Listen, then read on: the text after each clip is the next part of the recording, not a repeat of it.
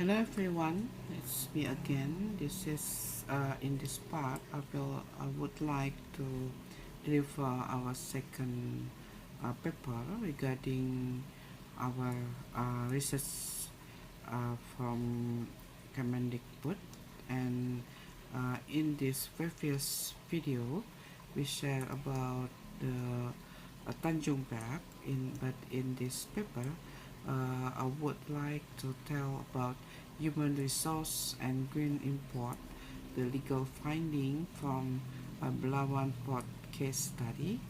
I am Irwan Mawati Mauk within my colleague Tuti Astuti Putri Meti Zalinda from Pasundan University.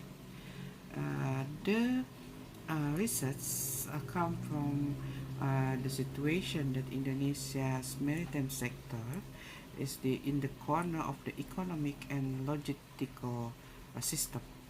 And as an archipelagic maritime state, Indonesia faces increasing pressure to modernize its port infrastructure in line with the global sustainability agendas.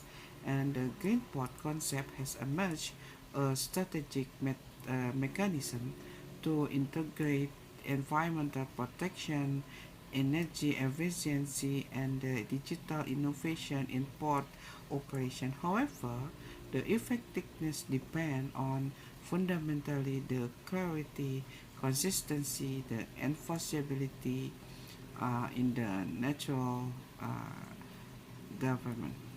And Indonesia's fragmented regulatory landscape. Although Indonesia have developed environmental legislation, they remain without single integrated comprehensive legal instrument explicitly regulating the Green Port framework.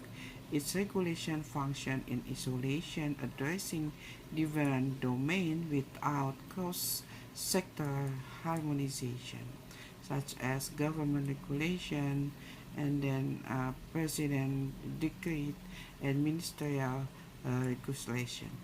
And uh, there are many studies regarding this criteria, but we have also that we of course we different for another research in the separated domains, technology without policy and missing legal analysis.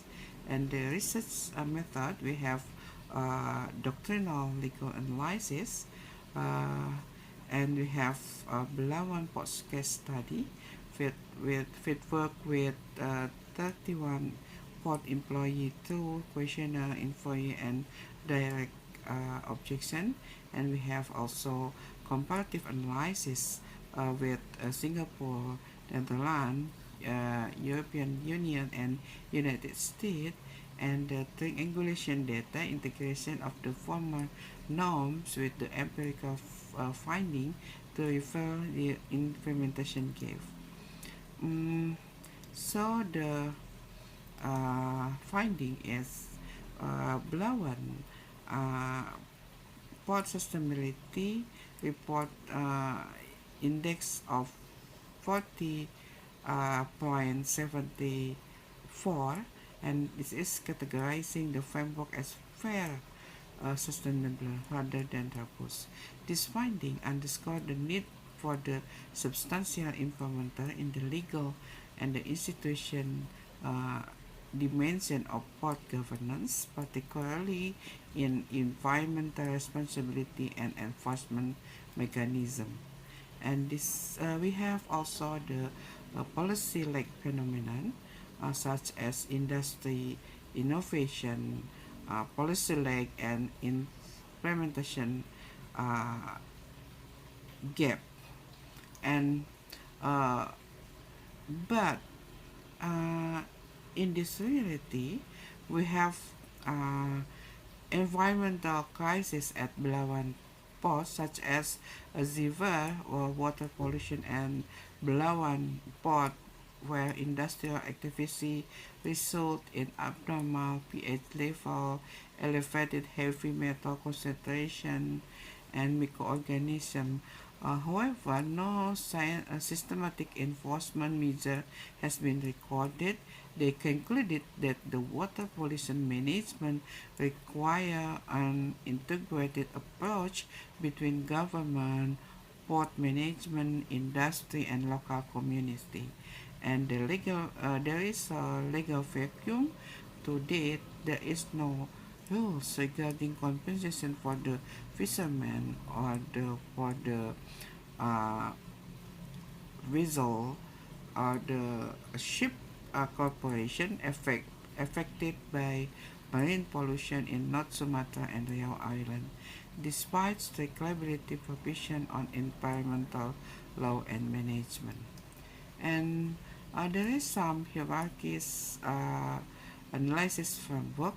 There we have a vertical analysis from the international compensation and horizontal analysis for the Ministry Transportation Authority, Ministry of Environment, and Ministry of Public Works and Housing Standard and coastal coordination gaps.